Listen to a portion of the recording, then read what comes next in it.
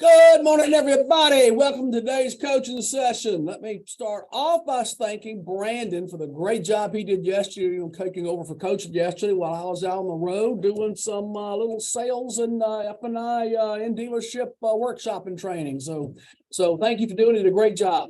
And by the way, today I want a little shout out for the last couple of minutes for Leonard and for Jane for shouting out. And Leonard, I like your little emoji cowboy. It's pretty good with a little country song going on a little bit earlier. It worked out well. So let me tell you what is causing me to do this particular training session today. Last week, I was in a dealership and it was a relatively new F&I person. And in this case, they were really keeping the customer waiting, I thought, too long, because he was trying to get everything put together in a neat little wrapped up little package and bow before he went to meet the customer. So I want to talk about, I'm going to call it F&I 101. The customer salesperson comes up, knocks, goes into your office and comes to you and says, man, I've got a deal. Okay, so what I want to do, this is a little bit of review, but it's also a couple of other things we're going to throw in there also.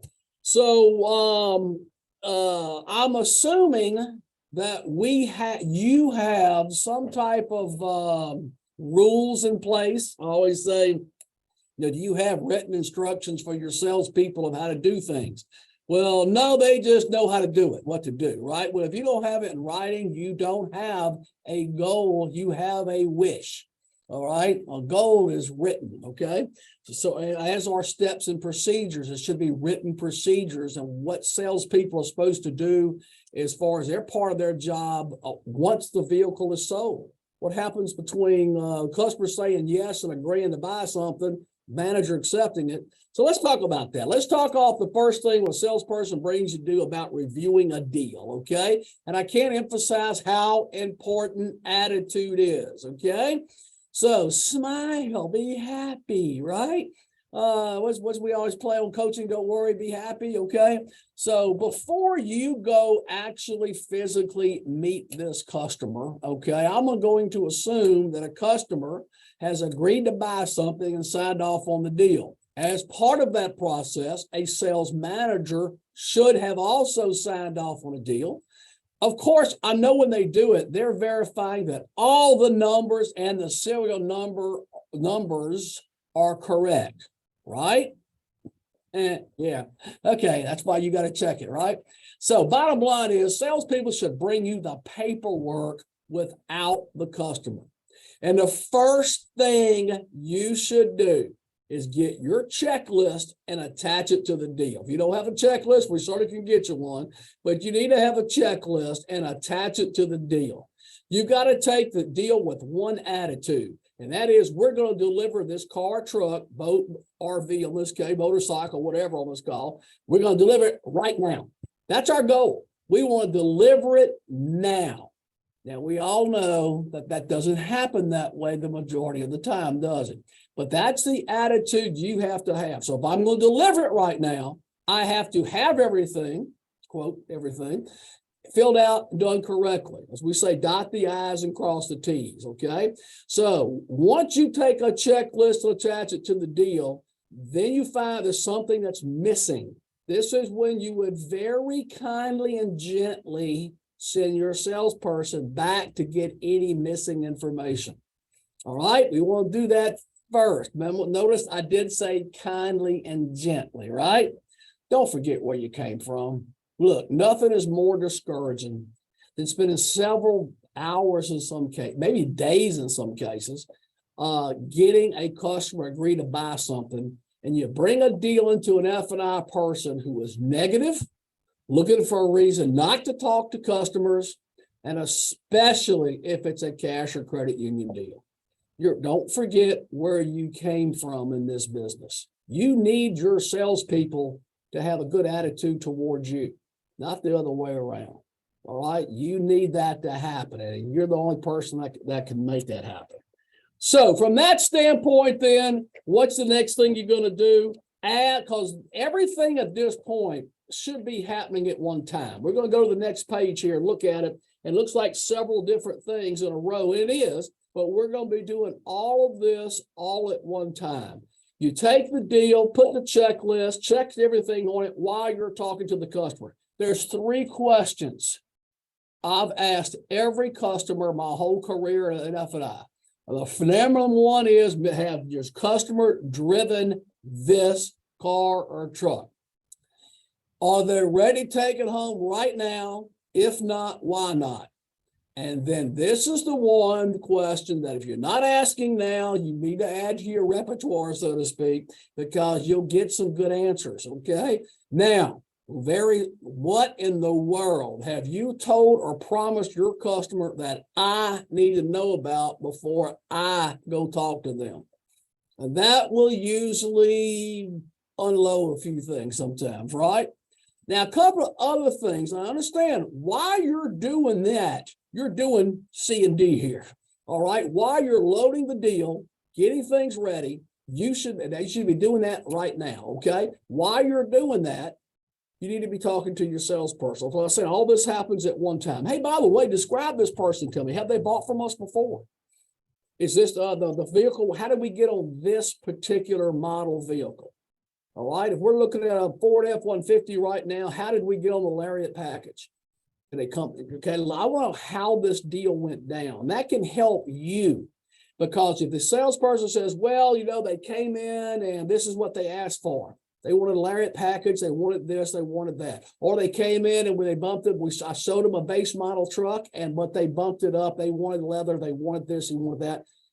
Don't you want to know that as an F&I person? Because if we have a problem with this customer, and I know they were shown a cheaper truck first, so if we have a problem with this deal, whether it's payment or note or callback or whatever, we can come back then and talk to this customer and say, hey, remember the first truck that Joe showed you? Is the XLT? All right, guess what? No problem getting where you wanted to be on that truck. However, you had said you wanted the leather, you wanted the nav, the moonroof, etc. Okay, so it gives you a way to help the customer justify or bump themselves, if at all possible, I guess. Okay. By the way, if it is a husband and wife, they're together. All right. Who is the vehicle for? Who is the decision maker in this case? We probably know that situation most of the time, but we certainly want to make sure we don't mess this up by gearing our presentation to the wrong person, okay? And again, as all this is going on, you're loading the deal. Now, some dealerships are set up where the deal is loaded by the desk, so to speak, before it gets to you. Fine, I'm not trying to say this is the only way to do something here, okay? We got to be a little flexible here, okay? So now we're going to get to the part that gets a little bit more controversial, okay? And depending on how your dealership does business, some dealerships do things one way and not another way. But I will tell you, this is the time to pull it. If you're going to pull a credit report, this is the time to do it. Do it now. All right. Look, we can spend, and we probably will be in another coaching session. We can spend a lot of time talking about nothing but this right now. We actually did that about 3 or 4 weeks ago. Went through how to really read a credit report. But we can talk about ID theft. We can talk about OFAC requirements that require you to check the customer's given information with the credit information. We can talk about credit score, justifying the credit score, working lenders, justifying selling insurance, doing a conversion even. All right. Justifying your interest rate, red flag alerts. There's lots of legal reasons you have on why you need to have a credit report. Because if you don't have one, you are flying blind. We're going to talk about submitting deals as well. You've got to have information before you just blindly submit a deal somewhere. By the way, what is the customer doing right now? Where are they? What are they doing? Do you need to send the salesperson back to give the customer as soon as possible? They can go through warranty book. They can schedule a service visit. If they haven't toured service, which they should have by now, but then they should, they could possibly even do that. So my point is, don't leave customers by themselves. If the customers by themselves very long, they're going to be using this and contacting other dealerships, etc. So don't leave them alone for a long period of time. And then at this point, here's the big decision at this point. And this is something that, again, it's a little bit controversial, but I'm going to tell you that one of the mistakes that I see in dealerships as I go out and visit and get out and see dealerships, and this has to do with selling cars more than making money in F&I, okay, is that too many times, as soon as we get a customer statement, a credit app, and I see this more often when the desk is submitting deals than with F&I. I will tell you that, all right? But you can't take every deal today and work it like we did 5 years ago or 10 years ago, okay? And what I mean by that is you can't take a deal and as soon as you get a deal, let's submit it to quote, see what we got. All right. And the reason for this is because now computers will reject a deal, not a person. Okay. So again, unfortunately, I still see this, and it kind of, we need to change this if you're doing it at this point. Put it to you that way. Okay. Too many people are submitting every deal immediately. Now, before a deal is submitted, okay, well, I think most of us on here know that if the computer rejects a deal, system denial or something similar to that, that means in most cases, but not all, the customer is dead to you with that lender for 30 days.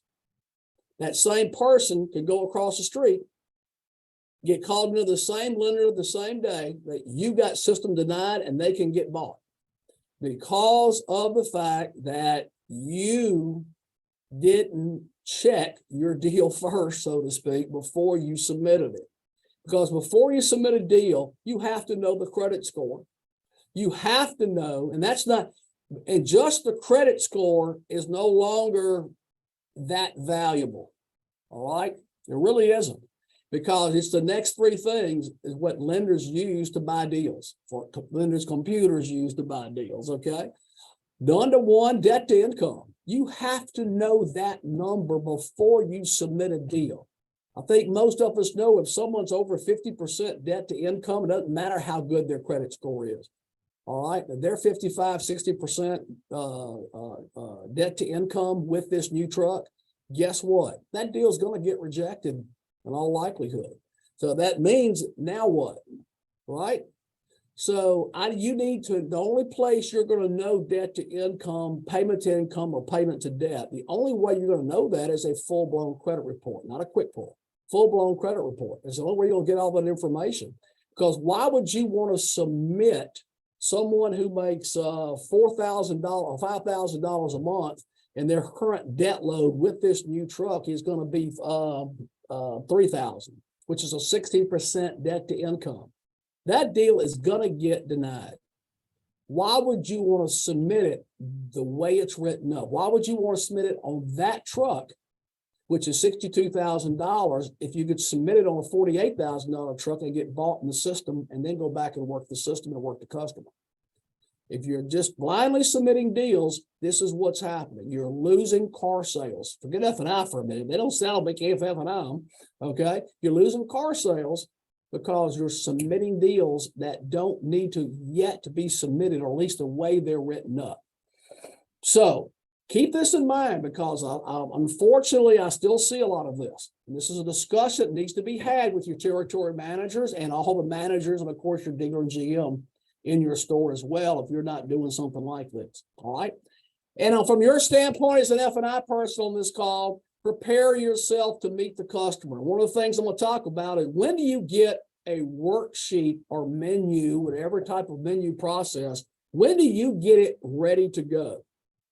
It should be, all right, when do you get it ready to go? You know, we get answers back real quick, either good or bad real quick, right? Just make sure one thing. Don't wait to necessarily get everything wrapped up a neat little package and make the customer wait 20 minutes before you go out there and meet them and talk to them. We talk about EMI, early management intervention. That means you getting off your butt and going out there and saying hello to the customer. Even if you go out there to say hello to them and let them know, hey, Mr. and Ms. Customer, let you know, I'm submitting your deal to several of our lenders. We'll go with the one, of course, that gives us the best, gives you the best deal, the best opportunity. And it's going to take a few minutes to do this. So before we do that, can we let Joe go out there and let's go take a tour of the service department? If you hadn't done that already, set up a service appointment. Go out there and meet the customer first. Even if it is to tell them it's going to be a few minutes, it sets the clock. Don't sit there and wait. You have all your little callbacks, everything wrapped up in a neat little package before you want to go out there and meet the customer. You got to be more flexible than that. So prepare to meet the customer. If it's a conversion customer as well, okay, remember there shouldn't be a credit app in this case. Robert Report. If you don't have the right, I had this conversation at the dealership yesterday, you got to get the Robert Report. RobertReport.com, 1-800-44-TERMS. Robert Report is a publication put out monthly, if you don't know, and it shows every bank and credit union in your state. It tells you what their latest loan rates are, both new and used, what down payment requirements they have. If they're a credit union, do they sell their own mechanical and gap or not? Do they take others? All that information is there. It has the numbers to call for for all your manufacturer and service dates if you need them. It has the name, the phone numbers and contacts of all your major insurance companies to verify insurance in the United States. It also has listing of lenders, both prime and subprime. Any more subprime lenders? Here's a whole list of them in the Robert Report. It's a publication that's put out monthly, and it really helps shortcut conversions. All right, and someone says they're going to the bank or going to the credit union, you will know before you meet them exactly what the latest rates are at that credit union, for example, or bank, before you go meet the customer. Robert Report also has the factory warranties for all the vehicles sold in the United States. If you take a vehicle in trade that you're not sure about the factory warranty, for example, because it's not what you deal with, that listing's in there. It's an invaluable publication. It's about $30-35 a month to get it, I believe. You can get it digital and print both ways, as a matter of fact, and today. And you're supposed to get, if you tell me you get them through LDS or Versant Group, you're supposed to be getting a discount. Well, if they do that or not, they're supposed to. So if you don't have the Robert Report, you need to get it. And of course, review your turnover and introduction procedures you have with your salespeople. So that's what we'll talk about it today as far as F&I 101, as far as kind of getting back to basics on things, because guess what? We have really gotten away from a lot of basics over the last couple of years. And now we're getting back to blocking and tackling in F&I. And so speaking of blocking and tackling, I got to give a shout out to Dan Stowers, the Georgia fans, for their big win last night. I'll do that. So here we go. Tomorrow, we're continue a little bit along this guideline. Let you know we're going to talk about tomorrow. And tomorrow, how in the world do you introduce yourself to someone? How someone introduce yourself to you? So tomorrow we're going to tell how do you do? Okay, so let's find out tomorrow. See you at 10 o'clock, please. Thank you.